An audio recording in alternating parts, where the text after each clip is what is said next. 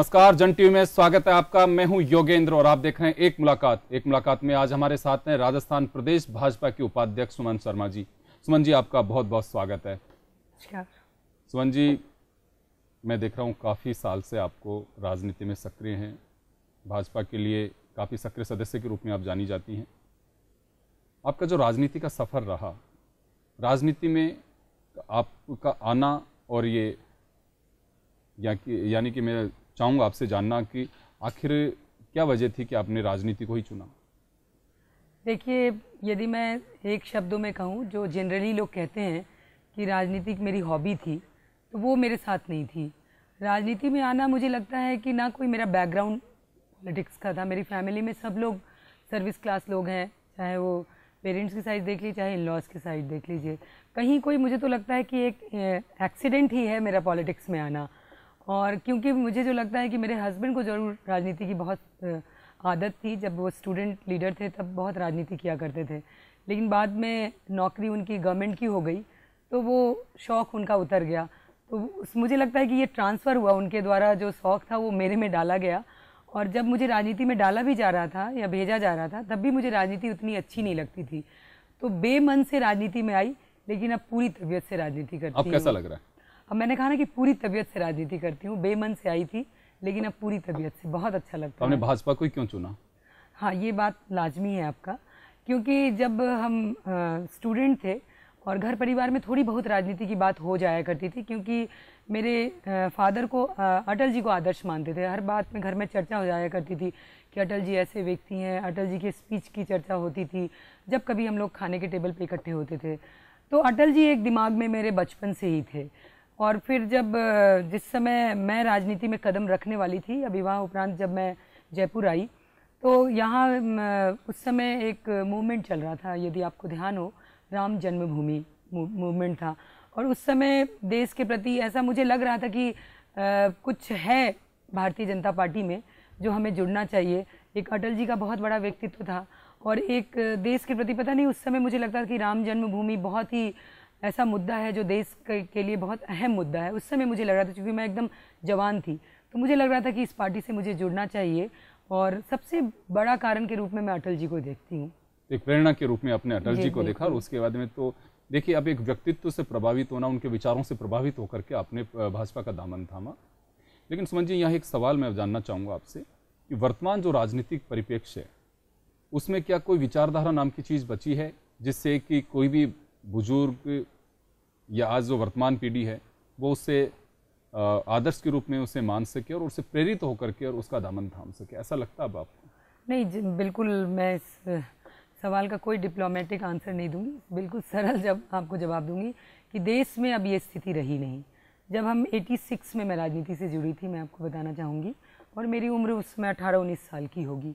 तो जिस जोश के साथ मैं पार्टी से जुड़ी थी, एक राजनीतिक पार्टी से, और आदर्श को देखते हुए जुड़ी थी, आज की परिस्थिति में हम देखते हैं कि सभी, चूँकि Bharatiya Janata party with the difference हम लोग कहते ज़रूर हैं, लेकिन बहुत दुख के साथ आपसे इस बात को शेयर कर रही हूँ मैं कि वो वाली स्थिति नहीं रही कि कोई आदर्श मान के या किसी को ऐसे करके, कि सब पार्टियाँ मोर और लेस, राजनीतिक स्थिति समाज में ऐसी बनी, देश की परिस्थितियाँ ऐसी बनी कि अपनी विचारधारा से कहीं ना कहीं कॉम्प्रोमाइज़ सभी पार्टियाँ करने लगी, जिससे उनका स्वरूप समाप्त सा हो गया, या जो विचारधारा था उसे कॉम्प्रोमाइज़ करना पड़ा। तो अब ये आप दावे से नहीं कह सकते कि हम इस विचारधारा से जुड़ के, जम के जुड़े हैं, ये आप नहीं कह सकते। तो मैं मानती हूँ इस बात को कि सभी पार्टियों की स्थिति हिंदुस्तान में एक जैसी ही हो गई है। तो पार्टियां जो विमुख होती जा रही हैं, जो अपनी लीक उससे हटती जा रही हैं, क्योंकि पार्टियां विचारधारा के नाम से जानी जाती हैं, तो कभी लगता है कि वापस से वो मूल्य स्थापित होंगे? ये भारतीय जनता पार्टी पे मुझे भरोसा है। मुझे ऐसा लगता है कि अभी भी भारतीय जनता पार्टी में कुछ ऐसे लीडर हैं जो भारतीय जनता पार्टी की जो मान्यता है, जो विचारधारा है, उसको जीवित रखने की कोशिश कर रहे हैं, और पुनर्जीवित हम होंगे, मुझे ऐसा लगता है। और कुछ, क्योंकि हमारी बिल्कुल जो कहते हैं कि ग्राउंड लेवल पे पार्टी है, हम बूथ से तैयार होते हैं, तो हमारा एक मास कम्युनिकेशन है कार्यकर्ताओं का, एक बहुत बड़ा परिवार है भारतीय जनता पार्टी का। तो इतना जल्दी हम समझौता नहीं कर सकते या अपने विचारधारा से कॉम्प्रोमाइज़ नहीं कर सकते। हमारी विचारधारा जीवित होगी और अच्छे तस्वीर के साथ हम पुनः उदय होंगे हिंदुस्तान में, मुझे ऐसा लगता है।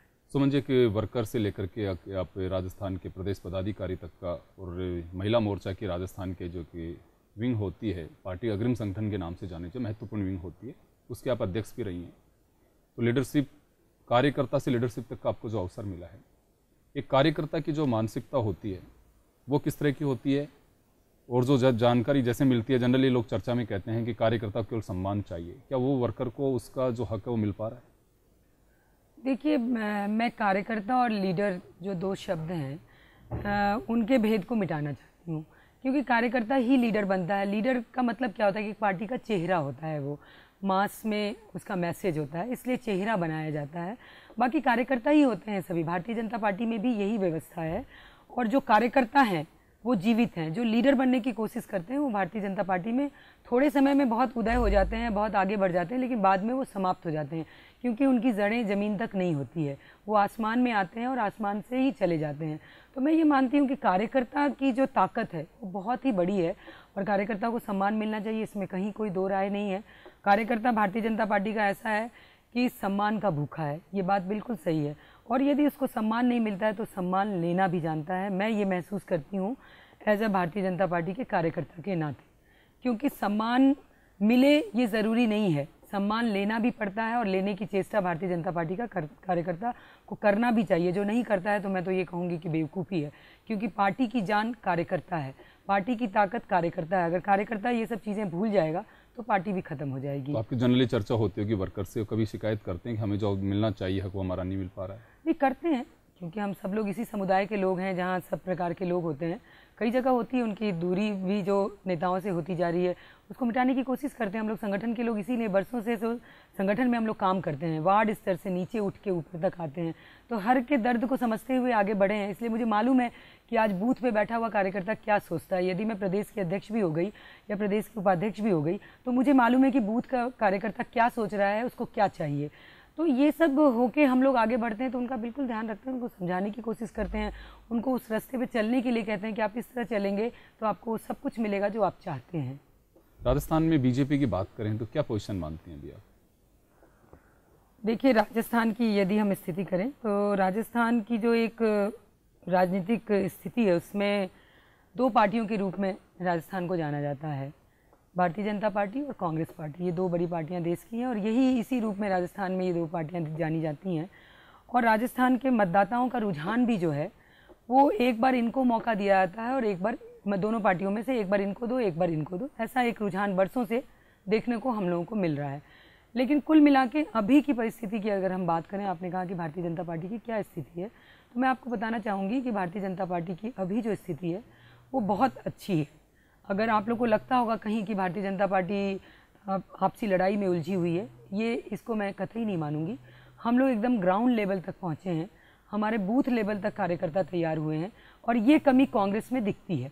कांग्रेस के जो अभी आप देखेंगे उनके प्रदेश अध्यक्ष हैं वो भी मतलब अपनी पार्टी से नहीं है, वो बाहर से लाए गए हैं, वो स्वाभाविक रूप से कांग्रेस के नेता नहीं है, और उनके यहाँ नीचे तक का वर्कर जो होता है वो आपको कहीं दिखेगा नहीं। वो बातें तो करते हैं, बेचारे चंद्रभान जी ने कोशिश करी कि हम पार्टी को भारतीय जनता पार्टी की तरह नीचे तक ले जाने की कोशिश की, लेकिन उनकी कई जगह मार पिटाई हो गई, कई जगह टेबल कुर्सी फेंके गए। पर भारतीय जनता पार्टी में ये नहीं है। कितने भी डिफरेंसेस हो सकते हैं, बंद कमरे में हम विवाद करते हैं, पर हम सड़क पे जाके विवाद नहीं करते हैं, जिस तरह से कांग्रेस। इसलिए मैं कहती हूँ कि कांग्रेस के मुकाबले भारतीय जनता पार्टी राजस्थान में बहुत मजबूत है। सुमन जी, आपने एक बात कही है कि कांग्रेस में स्थिति नहीं है, कांग्रेस में जो उनके प्रदेश अध्यक्ष वो भी दूसरी पार्टी से लाए हुए थे और उसके बाद में इन्होंने, तो क्या लगता है कि राजनीति में कोई व्यक्ति अगर मान लो उसकी विचारधारा से मैचिंग नहीं होती, उसकी पाला बदलना चाहे, लोकतंत्र में संभव है, तो क्या उसको फिर जो एक मास लीडरशिप जो होनी चाहिए, जो नेतृत्व के उसके हाथों में नहीं सौंपा जाना चाहिए?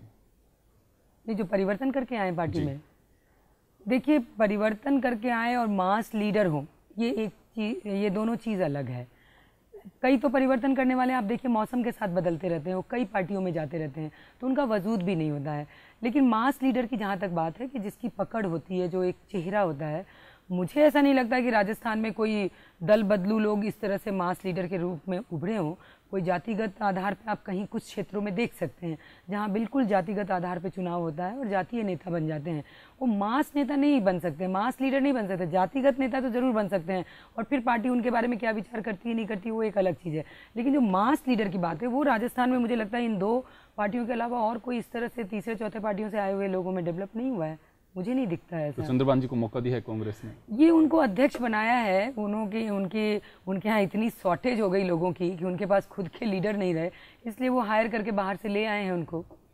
आपने देखा होगा कि अभी जो सरकार भी बनी वर्तमान में कांग्रेस की और मुख्यमंत्री गहलोत साहब हुए, तो ये एक स्वाभाविक मैंडेट नहीं था राजस्थान की जनता का। हम लोग उसको कहते हैं अननेचुरल कोalition के साथ उन्होंने सरकार बनाया, बसपा के सब लोगों को तोड़ा, और किस तरह से तोड़ा ये आप लोग भी अच्छी तरह से जानते हो। तो ये स्वाभाविक मैंडेट नहीं दी थी राजस्थान की जनता ने, तोड़ मरोड़ के सरकार बनाने की चेष्टा गहलोत साहब ने की, जिसका परिणाम आप देख रहे हैं कि वो खुद भी कितने परेशान हैं। जब देखो कोई ना कोई मंत्री उनको धमका देता है, पोर्टफोलियो मांग लेता है, उसकी छीन ली जाती है, कभी किसी को बांट दी जाती है।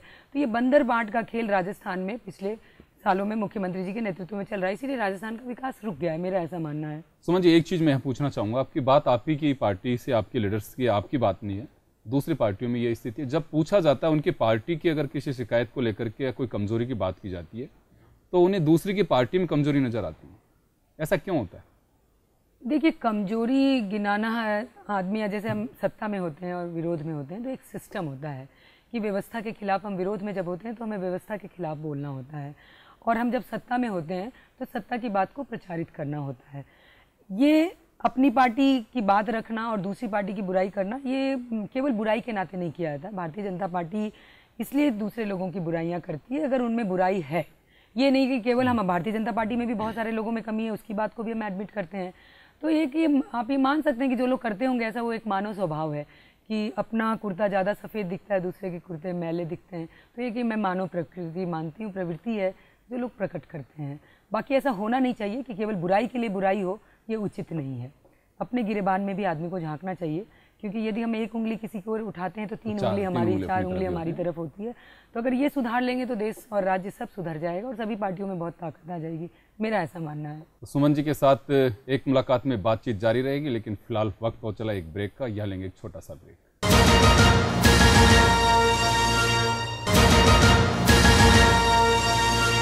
ब्रेक के बाद एक बार फिर आपका स्वागत है। आप देख रहे हैं एक मुलाकात, और आज हमारे साथ हैं एक मुलाकात में हमारी अतिथि राजस्थान प्रदेश भाजपा के उपाध्यक्ष सुमन शर्मा जी।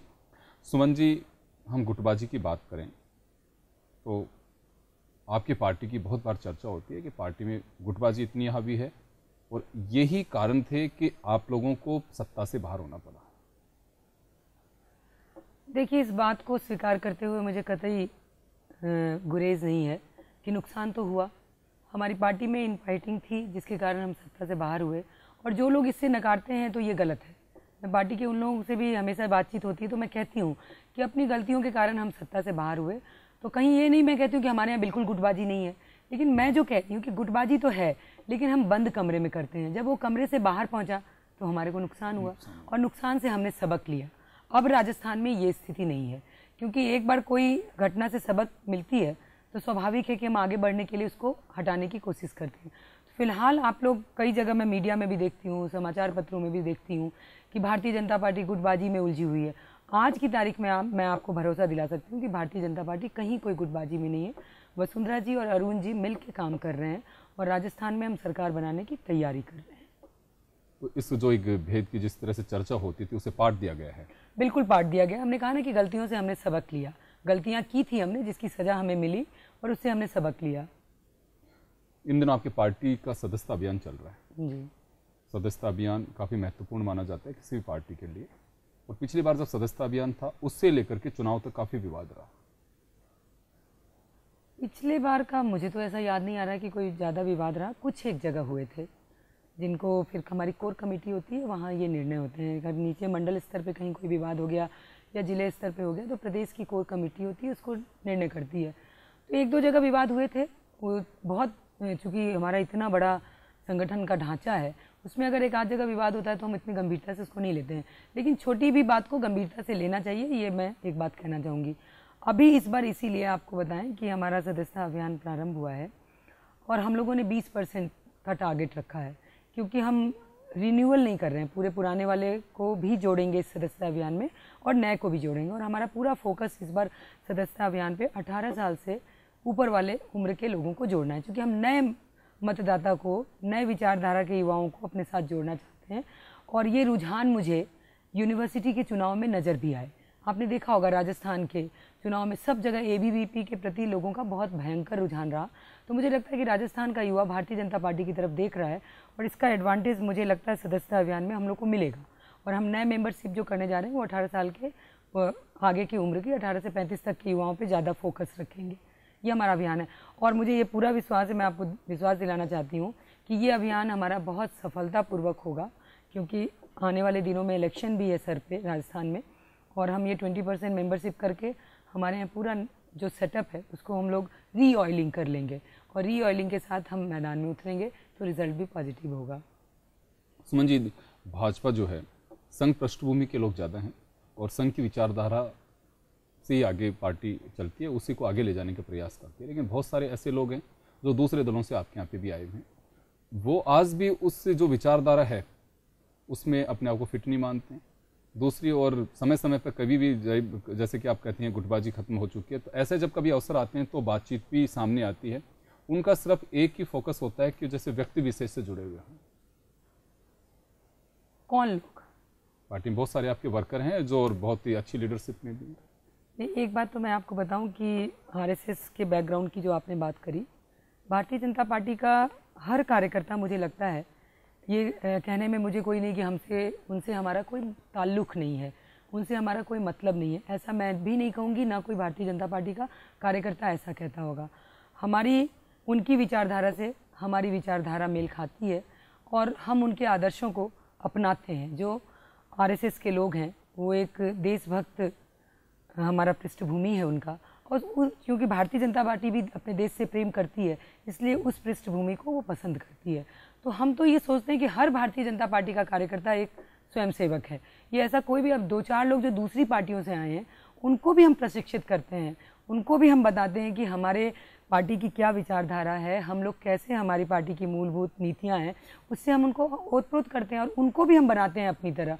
तो ये कहना कि गाहे बगाहे अगर वो कहते हैं, असर होता है, कई लोगों पे असर आता है। मैं आपको बताऊंगी कई ऐसे लोग हैं जो लोग बाहर से आए लेकिन आज बहुत अच्छे तरीके से भारतीय जनता पार्टी में काम कर रहे हैं और लगता ही नहीं है कि वो हमारे परिवार के नहीं थे। तो हम उनको प्रशिक्षित करते हैं, इसलिए हमारे यहाँ प्रशिक्षण वर्ग लगाए जाते हैं। आपने देखा होगा पूरे राजस्थान में प्रशिक्षण वर्ग चल रहा है, इसीलिए कि पार्टी की रीति नीति से वाकिफ हों, भारतीय जनता पार्टी क्या है, वो कहीं से भी आए हों, लेकिन उनका शुद्धिकरण भारतीय जनता पार्टी में हम लोग ज़रूर करते हैं। सुमन जी, गोविंदाचार्य जी आपकी पार्टी के बहुत ही महत्वपूर्ण नेता रहे हैं अपने वक्त में और आज एक विचारक के रूप में जाने जाते हैं। उनके विचारों से आप कितनी सहमत, कितने प्रभावित होती हैं?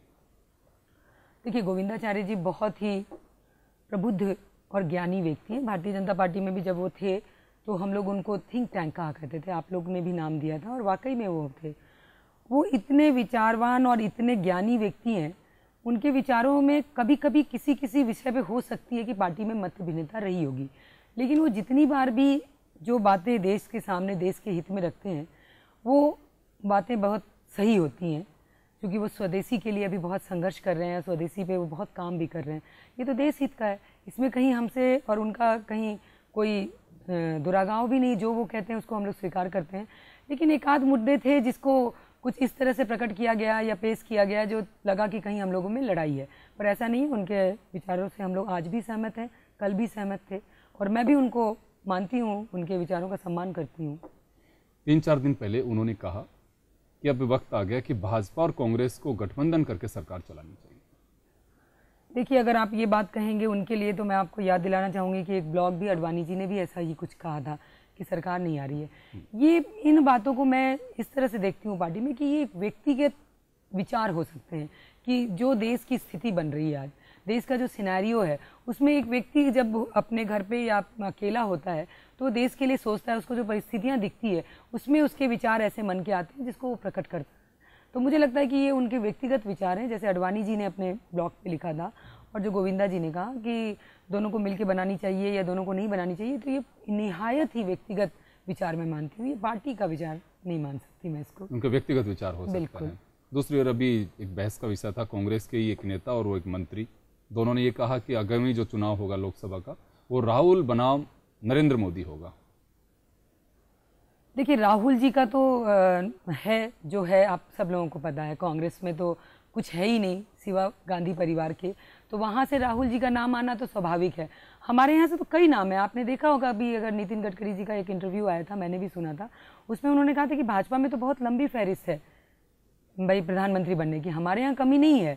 कमी उनके यहाँ इसलिए एक नाम है, हमारे यहाँ कभी मोदी जी का भी नाम आता है, तो कभी सुषमा जी का भी नाम आता है, तो कभी और किसी का भी आता है, तो बहुत सारे नाम है। तो हमारे हम लीडरशिप डेवलप करते हैं, इसलिए हमारे यहाँ वैक्यूम नहीं है, इसलिए ये भी नाम आ सकता है, वो भी नाम आ सकता है, अभी कुछ तय नहीं है। क्योंकि देश में अभी मैंने देखा मीडिया जगत में ये बहुत ही चर्चा का विषय बन गया, मोदी जी और ये और हमारे अलायंस और ये सारी बातें, जबकि अभी उसकी कोई आवश्यकता नहीं। सही वक्त पे सही निर्णय होगा और हम अपने अलायंस का भी बहुत सम्मान करते हैं। सब लोग मिलजुल के ही निर्णय करेंगे कि देश का प्रधानमंत्री अगला कौन होगा। तो ऐसी स्थिति राजस्थान में भी मानी जा सकती है कि मुख्यमंत्री को लेकर? देखिए, मुख्यमंत्री को लेकर यहाँ भी बहुत कयास लगाए जाते हैं, मीडिया बंधु ये काम करते ही रहते हैं कि हम लोग मुंह में उंगली डाल के पूछना चाहते हैं कि अगला मुख्यमंत्री कौन होगा। ये दावे से मैं कहूँगी आपके इस चैनल पे कि अगला मुख्यमंत्री भारतीय जनता पार्टी का होगा और सर्वसम्मति से ही होगा सब चीज़, इसमें कहीं कोई दो राय नहीं है। और राजस्थान की सर्वमान्य नेता वसुंधरा राजे है, इसमें भी कहीं कोई दो राय नहीं है, सब लोग मानते हैं, कहीं हमारे यहाँ विवाद नहीं है। ये तो बना दिया गया है कुछ लोगों के द्वारा, जो बिल्कुल निहायत कोई जिसका मतलब आधार ही नहीं है। हमारी नेता है वसुंधरा राजे और हमारी मुख्यमंत्री, ये हम घोषणा समय आने पे करेंगे कौन होगा मुख्यमंत्री, लेकिन सर्वसम्मति से होगा। बिल्कुल। सुमन जी, आप देखिए, राजनीतिक जीवन अपनी जगह है, पारिवारिक जीवन भी होता है, राजनीतिक जीवन पूरी तरह से एक तरह से सार्वजनिक जीवन के रूप में होता है, तो इसको कैसे मैनेज करती हैं? देखिए, मैंने आपको सबसे पहले कहा था कि राजनीति को मैंने अपना पेशा नहीं बनाया, मैंने राजनीति को बिल्कुल शौक के बतौर लिया कि भाई चलो कुछ करना है समाज के लिए तो ये फील्ड अच्छा है, करना है। परिवार भी हमारा है और राजनीति भी है, लेकिन मैंने एक लाइन इसके बीच में खींच रखी है, इन दोनों को मर्ज नहीं होने देती हूँ। परिवार अपनी जगह है, राजनीति अपनी जगह है। ये महिलाओं पे बहुत आरोप लगता है कि परिवार से प्रेरित होकर काम करती है, परिवार फैमिली डोमिनेट करता है महिला की पॉलिटिक्स में, पर मेरे यहाँ बिल्कुल ऐसा नहीं। पढ़ी लिखी महिला हूँ मैं, इवन मैं तो कई अनपढ़ महिला को भी जानती हूँ जो इस लाइन को खींच के रखती हैं, और कई पढ़ी लिखी महिलाएं ऐसी हैं जो इस लाइन को तोड़ देती हैं, मिला देती हैं परिवार और राजनीति को। लेकिन मैंने इसकी दूरी बनाई, जितना समय परिवार को चाहिए उतना समय, क्योंकि मैं घर में हाउसवाइफ होती हूँ, पार्टी ऑफिस में पॉलिटिशियन होती हूँ, ये मैं हमेशा याद रखती हूँ। घर में कभी मैं पॉलिटिशियन बनने की कोशिश नहीं करती और पार्टी ऑफिस में आके कभी मैं हाउसवाइफ बनने की कोशिश, इसलिए बहुत अच्छे से मैनेज होता है, मुझे कहीं परेशानी नहीं होती। क्योंकि महिलाओं की दोहरी जिम्मेदारी भी होती है, परिवार चलाना भी और जब राजनीति में भी। दूसरी ओर एक महिलाओं को अगर जनसंख्या के हिसाब से ले तो करीब आधी आबादी महिलाओं की है, बावजूद उसके राजनीतिक में पार्टियों में जो एक उनको मुकाम तक पहुंचना चाहिए या फिर जो उनको एक रेशो होना चाहिए राजनीति में, वो नहीं मिल पा रहा। चाहे टिकट की बात हो, चाहे पदाधिकारी बनाने की बात हो, तो ये 33% आरक्षण की भी जो बात होती है केवल चर्चा में है, अभी उस पर अमल नहीं किया जा रहा। हाउल्ला मचता है और एक दिखाया जाता है कि हम सब लोग चाहते हैं कि महिलाओं को आरक्षण मिले, लेकिन उस पर वर्षों से बस एक ही, सभी पार्टियों के एक ही डरा नजर आ रहा है। तो क्या पार्टियों में अभी, जैसे कि आपकी भी पार्टी में कई बार कहा जाता है कि 33% हम लोग आरक्षण का पालन करने की कोशिश कर रहे हैं, लेकिन वो पूरी तरह से पालना नहीं हो पा रही है, तो क्या आप एक महिलाओं को भी काफ़ी अपेक्षा होती होगी, क्योंकि आप एक अच्छी उसमें परिस्थिति में हैं अभी, तो इस बात को कोई पार्टी लीडर्स के सामने रखती हैं? अगर रखती हैं तो क्या उनका रिप्लाई होता है? देखिए, जहाँ तक महिला आरक्षण की बात है, ये बहुत ही जटिल सवाल है और मुझे कतई भी इस मंच से ये कहते हुए स्वीकार करते हुए दिक्कत नहीं है कि कोई भी पार्टी विधानसभा और लोकसभा में महिलाओं को आरक्षण देने के मत में नहीं है। पार्टी में जरूर हम लोग आरक्षण की बात जब करते हैं, हम अपने नेताओं से बात करते हैं, तो पार्टी में आरक्षण देने की बात हुई तो जैसे संगठनात्मक पदों पे माननीय राजनाथ सिंह जी जब अखिल भारतीय अध्यक्ष हमारे थे, तो उन्होंने ये कोशिश की कि 33% हम लोगों को स्थान मिले संगठनात्मक, और वो हमें मिला भी। इसी कारण मैं आपके सामने बैठी हूँ, मैं पार्टी में उपाध्यक्ष बनी, हमारी जैसी कई महिलाएं बन के आई। लेकिन हम लोग डेमोक्रेसी में देखिए, ये जब पुरुषों को ये अधिकार है कि वो सब जगह से चुनाव लड़ सकते हैं, वो कहीं से भी कुछ कर सकते हैं, तो ये अधिकार महिलाओं को कब मिलेगा? और मुझे याद है कि स्वर्गीय गीता मुखर्जी जी जो स्वर्गवासी हो गई, जो इसके लिए सदन संसद में लड़ाइयाँ होती रही, सुषमा जी भी लड़ती रही हैं, सब लोग लड़ती रही हैं, सभी पार्टी के लोग एक मत होकर ये लड़ाई लड़ते थे, महिलाएं, सभी पार्टियों की महिलाएं। लेकिन पुरुषों ने कभी नहीं चाहा कि इनको ये आरक्षण मिले, और आज भी हम वहीं रुके।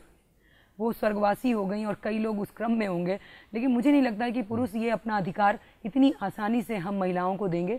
हमें इसके लिए लड़ना है, चाहे पार्टी में लड़ना है, चाहे पार्टी के बाहर लड़ना है। इस आरक्षण के लिए तो हम सब जगह लड़ेंगे और इसमें हम सब पार्टी की महिलाएं एक विचार पे विश्वास करते हैं। सुमन जी, मेरा आखिर सवाल है, बहुत शॉर्ट में बता दें, आपका ऐसा कौन सी घड़ी है जिससे राजनीति में आने के बाद में बहुत खुश रही हूँ, और ऐसी कौन सी घड़ी रही जिसकी वजह से बहुत दुखी रही?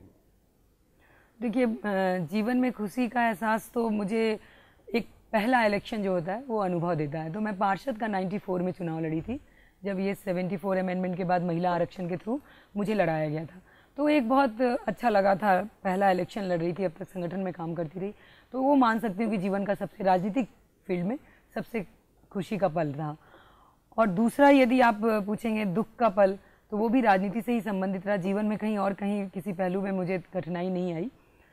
जब मैं मेयर का चुनाव हारी, वो पल मेरे लिए बहुत दुखदाई था, क्योंकि मैं जिससे चुनाव हारी वो मतलब एक हो कि बहुत टक्कर का मुकाबला होता, बहुत ज़ोरदार वेटरन लीडर से मुकाबला होता तो मज़ा आता। मैं ऐसे कैंडिडेट से हारी जिससे संभावना नहीं थी, तो इसकी पीड़ा मुझे ज़िंदगी भर रहेगी कि शेर से हारती तो मज़ा आता, ऐसा लगा बकरी से हार गई। तो ये दुख मुझे हमेशा रहेगा, और ये दुख है। एक मुलाकात में समय सीमा का ध्यान रखते हुए हम देंगे यहीं पे विराम। सुमन जी, आप हमारे स्टूडियो पधारी, उसके लिए हम बहुत बहुत शुक्रगुजार हैं। अब दीजिए मुझे भी इजाज़त। नमस्कार।